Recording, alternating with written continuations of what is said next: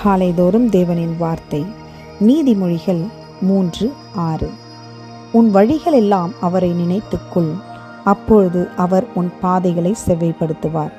அன்பானவர்களே, நாம் நம்முடைய எல்லா காரியங்களிலும் இது தேவனுக்கு சித்தமானதா என்று நினைத்து பார்க்க வேண்டும்.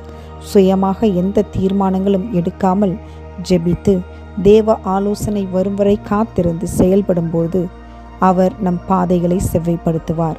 நாம் ஜெபிப்போம். அன்பான தேவனே, எங்கள் வழிகள் எல்லாவற்றிலும் உமக்கு சித்தமாக இருக்க வேண்டும் என்று உம்மையே நினைக்கிறோம் அப்பா. இந்த ஜெபத்தை ஏறெடுக்கும் அனைவரின் பாதைகளை நீரே செவ்வைப்படுத்தும். இயேசு கிறிஸ்துவின் நாமத்தில் ஜெபிக்கிறேன் பிதாவே, ஆமேன்.